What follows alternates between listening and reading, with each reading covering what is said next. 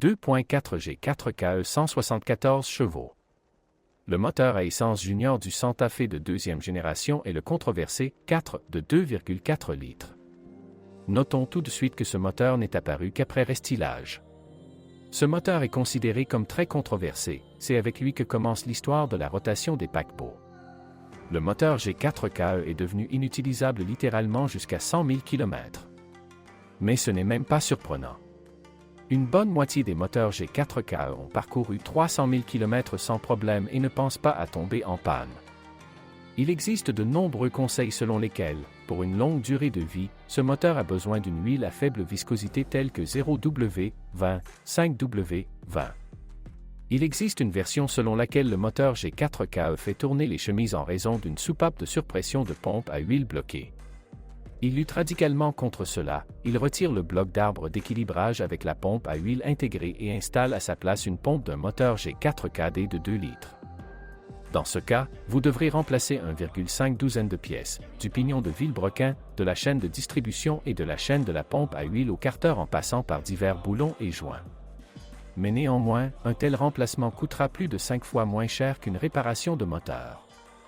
À propos, la pompe à huile standard du G4KE est défectueuse. La pression d'huile est créée par des engrenages hélicoïdaux qui relient les deux arbres d'équilibrage. Et plus tard, depuis 2012, ce moteur a reçu les soi-disant « doublures dorées » de la chaîne de montage. Leur revêtement a cette teinte qui résiste très mal à l'usure même avec une pression d'huile plus ou moins normale. En général, tout n'est pas facile avec le 4 G4KE de 2,4 litres. En général, il vaut la peine de surveiller périodiquement la pression d'huile réelle ou d'installer un manomètre séparé et de l'introduire dans la cabine. La pression au ralenti doit être supérieure à 2 bars, et à 3000 TR minutes, la pression doit aller jusqu'au seuil, atteignant 6 bars et plus. Si la pression réelle est inférieure, résolvez le problème rapidement avant que G4KE ne fasse tourner les roulements de bielle. 2.7 V6G6 et à 189 chevaux. Le moteur de 2,7 litres sous le capot du Santa Fe est considéré comme le plus fiable et le moins capricieux. Pour cela, on lui pardonne sa gourmandise. Le collecteur en alliage de ce moteur est doté de 6 volets tourbillonnants. Ils sont en acier, vissés sur un axe commun. Ainsi, les vis de ces amortisseurs ont la désagréable propriété de se dévisser. Ensuite, les vis et les soupapes elles-mêmes pénètrent dans les cylindres, causant de graves dommages au moteur. Cela va même jusqu'au remplacement des soupapes, des pistons et même du moteur dans son ensemble. Cependant, avant l'arrachage définitif, un bruissement ou un claquement métallique se fera entendre, il s'agit d'un ou plusieurs amortisseurs raclant contre le collecteur. Dans ce cas, il faut immédiatement retirer le collecteur d'admission, dévisser les vis des volets et les resserrer à l'aide d'un frein-filet. Au cas où, cette procédure devrait être répétée tous les 80 000 km. Sinon, les petites choses habituelles arrivent à ce moteur, telles que des fuites d'huile à travers les joints, une contamination de l'amortisseur. Des problèmes mineurs sont causés par le système VCG, la vanne du canisté et l'entraînement des mêmes amortisseurs. À propos, il n'y a pas de compensateur hydraulique dans la commande des soupapes de ce moteur. La courroie de distribution de ce moteur doit être changée tous les 120 000 km ou tous les 8 ans. De préférence avec une pompe. Remplacer une courroie de distribution est assez laborieux. En général, avec un entretien normal, ce moteur parcourt facilement un demi-million de kilomètres. 3.3 V6G6DB 242 chevaux. 3.5 V6G6DC 280 chevaux. Les Santa Fe avec des moteurs de 3,3 et 3,5 litres sont très rares. Ces voitures étaient importées des États-Unis. En plus de l'énorme consommation de carburant, ces moteurs ne se contentent pas de leur consommation d'huile et de la courte durée de vie de leur chaîne de distribution. Et le fonctionnement au gaz, si la machine a été transformée, nécessite un contrôle régulier des jeux thermiques des soupapes, car il n'y a pas de compensateur hydraulique dans ces moteurs. 2.2 CRDI des 4B 150 chevaux. 2.2 CRDI des 4HB 197 chevaux. Les moteurs diesel sous le capot du Santa Fe sont principalement représentés par des moteurs de 2,2 litres. Ce sont des moteurs presque identiques. Essentiellement, ils diffèrent selon les générations de systèmes Common Rail et de turbines. Version restylée de 197 ch. Il roule très bien et est très économique, mais sa pompe à essence Bosch CP4 n'est pas un cadeau. Il déchiquette facilement les petits copeaux si vous conduisez avec du carburant de réserve. Une aération à court terme déclenche le processus d'autodestruction et de contamination de l'ensemble du système de carburant par de la poudre d'acier. Et si l'élément piézoélectrique tombe en panne, vous devrez soit en acheter de nouveau, soit rechercher une très bonne option sur un chantier de démontage. À cet égard, le 2.2 CRDI pré-restylé sera plus fidèle et moins cher à réparer. Sa pompe CP3 est durable et relativement simple, les injecteurs sont entièrement réparables. Pour les deux moteurs, la poulie d'amortisseur du vilebrequin nécessite une attention particulière, car se brise de manière inattendue sur l'amortisseur en caoutchouc. La poulie d'origine, 23124-2 F010, coûte environ $100. Ces moteurs diesel souffrent également d'un manque d'huile, qui se produit en raison du colmatage de l'admission d'huile par des inclusions de suie. Beaucoup de ces fragments, semblables à de l'huile brûlée, obstruent les mailles. Très rapidement, une impureté aussi désagréable apparaît dans l'huile si les rondelles ignifugent sous les injecteurs grillent. En raison de problèmes de pression d'huile, le turbocompresseur s'use prématurément et une usure apparaît sur les arbres à cames. Souvent, cela se termine également par un frottement sec des pistons avec une éraflure profonde des cylindres ou une rotation banale des chemises. Il vaut la peine de retirer le carter tous les 3 à 4 vidanges d'huile et d'évaluer la propreté du tamis d'admission d'huile ou de mesurer périodiquement la pression d'huile dans le système de lubrification. F4 à 42 4 vitesses transmission automatique. F5 à 51.5 transmission automatique. Avant le restylage, le Hyundai Santa Fe était équipé d'une boîte de vitesses à 4 rapports. Automatique, avec un moteur de 2,7 litres, et les autres étaient associés à une boîte à 5 vitesses. Transmission automatique. Ces transmissions sont d'origine japonaise, elles ont été développées par les ingénieurs Mitsubishi. Ils sont assez durables, il existe de nombreux cas où ils durent un demi-million de kilomètres avant une révision majeure. Ceci est possible grâce à une utilisation minutieuse et au remplacement de l'ATF tous les 60 000 km. Le filtre peut être changé après avoir retiré le bac. D'ailleurs, ces transmissions automatiques sont conçues assez simplement, certains propriétaires parviennent à les reconstruire eux-mêmes. Il suffit de remplacer les embrayages usés, le corps de vanne ne s'use généralement pas. À 6HF16, transmission automatique. À 6LF16, transmission automatique. Après restylage, le Santa Fe est passé à la 6 vitesses. Des machines automatiques, qui plaisent également en termes de ressources et ne créent pas de problème. Cependant, il est impossible d'accéder à leur filtre sans démonter complètement la transmission automatique. Malgré cela, l'ATF doit également être changé tous les 60 000 km. Dans la transmission du Santa Fe restylé à transmission intégrale, il existe un point faible important qu'il faut absolument connaître et le protéger préventivement d'éventuels problèmes. Nous vous en parlerons bientôt. Avec de longs trajets, des problèmes apparaîtront du fait que le système de ventilation a oublié comment réguler correctement la température de l'air fourni, ou un grincement de plastique se fera entendre des profondeurs du panneau central.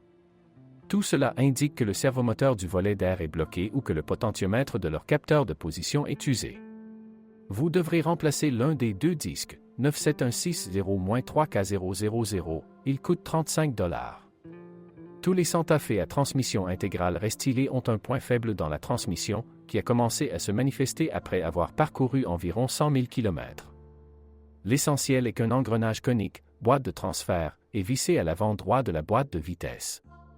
Ainsi, la liaison cannelée des arbres de la boîte de vitesse, le pignon conique et l'entraînement droit, qui traverse la boîte de transfert, ne sont pas lubrifiés par le convoyeur.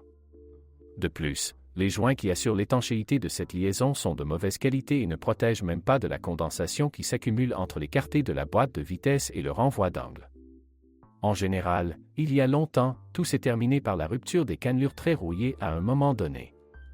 Lorsqu'il est devenu clair que cela se produirait sur chaque Santa Fe à transmission intégrale, les gens ont commencé à retirer la boîte de transfert pour changer les joints et remplir de graisse les cannelures du côté de la transmission. Et le fait que les cannelures soient déjà très usées est indiqué par un jeu important dans l'arbre de transmission. Dans ce cas, il faut démonter la boîte de transfert et changer son arbre d'entrée, 47 332 à 39 300, car en règle générale, les fentes s'usent beaucoup. Cet arbre coûte $170. Si les cannelures à la sortie du boîtier de différentiel 45822-3B850 sont usées, alors en plus des travaux, vous devrez débourser 140 $ supplémentaires. D'ailleurs, ce ne serait pas une mauvaise idée de changer l'huile dans la boîte de vitesse conique, boîte de transfert et dans la boîte de vitesse arrière. Tout ce dont vous avez besoin est de 1 litre d'huile pour engrenage d'une viscosité de 75 W90. Les voitures pré-restylées ne risquent pas de corrosion des cannelures en sortie de transmission automatique, car ils sont lubrifiés avec de l'huile provenant de la transmission elle-même. Dans les voitures restylées, les cannelures ne sont lubrifiées avec rien jusqu'à ce que les propriétaires ou les militaires le fassent. Si le Santa Fe est équipé d'une transmission intégrale, il y a un embrayage multidisque humide dans le carter de transmission arrière à l'avant. Il se compose d'acier et de disques de friction étroitement comprimés sous l'influence d'un champ magnétique. Il y a un électroaimant à l'intérieur du côté du cardan. Les embrayages du pré-restylage et du Santa Fe de deuxième génération mis à jour sont légèrement différents, mais interchangeables. Leur fabricant est Borg-Warner. Les embrayages de transmission intégrale sont faibles, lors d'une conduite tout-terrain agressive, ils surchauffent et les disques de friction grillent. En raison d'une surchauffe excessive, l'accouplement peut même se coincer. Le petit volume d'huile, le boîtier contient 150 g d'huile spéciale, contient des produits de combustion de la couche de friction. Les propriétaires découvrent souvent que l'essieu arrière ne s'enclenche pas lorsque cela est nécessaire. En plus de l'usure, avec des parcours de plus de 150 000 km, de l'huile peut s'écouler de l'accouplement aussi bien vers l'extérieur, vers le cardan, que dans la boîte de vitesse arrière. Ces accouplements peuvent et doivent être entretenus. Pour commencer, tous les 100 000 km, vous devez les retirer, ouvrir le boîtier et au moins changer l'huile. L'original 02200-00130 coûte plus de 200 $ le litre. Il peut être remplacé par un analogue beaucoup moins cher de Mobil, LT 71141. L'essentiel est que l'huile soit synthétique. Aucune eau minérale ne rentrera ici. Lors du changement d'huile, vous devrez changer la bride, le roulement avant et le joint d'huile. Ils sont vendus ensemble dans un kit de réparation 47850-39410 FFF pour 50 $. Si lors du démontage, il s'avère que l'accouplement est sérieusement usé, un accouplement restauré peut être acheté dans des ateliers spécialisés en échange du vôtre. Un nouvel embrayage, 47 800 à 39 300, coûte plus de 1 700 $. En général, c'est un point sensible à Santa Fe, vous devez donc y prêter attention lors de son achat et de son utilisation. Il n'est pas si rare que du jeu et des vibrations apparaissent dans l'arbre de roue droit, qui est relié par l'arbre intermédiaire. L'arbre intermédiaire repose sur un roulement. Sur de nombreux Santa Fe, nous avons également dû le changer, 49 563 à 37 700. Lors de cette opération, l'arbre intermédiaire déposé, 49560-2B150, peut révéler des cannelures usées au niveau de sa connexion au joint homocinétique droit, 49500-2B510. Il peut y avoir un jeu important à cet égard. Peu de propriétaires sont prêts à payer 400 $ pour un arbre intermédiaire et une conduite à droite. Les artisans éliminent le jeu comme suit: percer un trou dans l'arbre intermédiaire du côté du trépied et couper un filetage pour un boulon M10 durci. En conséquence, faites un trou pour ce boulon dans le corps de la coupelle du trépied, placez une rondelle sous le boulon et connectez les deux arbres. L'arbre à cardan ne nécessite aucun entretien et fonctionne en principe bien. L'accouplement de l'essieu arrière résiste beaucoup moins bien aux tortures tout-terrain. Ni les traverses ni le palier de suspension ne sont vendus séparément dans l'original, tout cela peut être acheté auprès de substituts. La suspension du Hyundai Santa Fe plaît par sa maintenabilité. Tous les composants du bras de commande avant sont vendus et remplacés séparément. La rotule d'origine, 54530-3B000, chacun des deux blocs silencieux, 54551-2B000, 54584-2B000, ils coûtent tous 7 $ et durent plus de 100 000 km. Les roulements de support pour les jambes de force avant durent à peu près la même durée, 54612-4D000, et se vendent 25 $. Lien stabilisateur 15 $ chacun. Les roulements de roues du Santa Fe sont livrés avec les moyeux. Pour les versions à traction intégrale, ils sont identiques partout, 51750-2B000, et chacun coûte 500 $. Des substituts décents sont 4 fois moins chers. Les roulements de roues arrière d'origine, 52750-2B100, pour les versions à roues uniques sont beaucoup moins chers, 150 $. Les roues arrière sont suspendues sur 4 leviers. Les blocs silencieux de chacun d'eux sont également vendus séparément, leur prix varie de 10 $ à 30 $. Dans la deuxième génération, le Santa Fe s'est avéré plus audacieux que son prédécesseur. Le design a changé au point de devenir méconnaissable, d'autant plus que Hyundai n'avait à cette époque aucune caractéristique de signature évidente. La longueur de la carrosserie a augmenté jusqu'à 17 cm et de rares versions à cette place sont apparues. En général, Hyundai proposait de nombreuses voitures à un prix raisonnable. La plateforme Santa Fe est un crossover typique. Pas de cadre ni de transmission intégrale rigidement connectée. Le métal du corps est bien protégé de la corrosion. La rouille qui apparaît sous la peinture est avant tout un signe d'utilisation lors d'hivers salés. Si la corrosion n'est pas visible de l'extérieur, cela vaut la peine de la rechercher sur les bords inférieurs et les bords des portes. Ici, toute l'attention doit être accordée aux joints roulés. De même, le bord de la porte arrière peut rouiller. L'humidité et les réactifs affectent souvent les ailes arrière, les zones auxquelles le pare-choc arrière est fixé. Dans les passages de roues, une corrosion pourrie se forme autour des trous technologiques.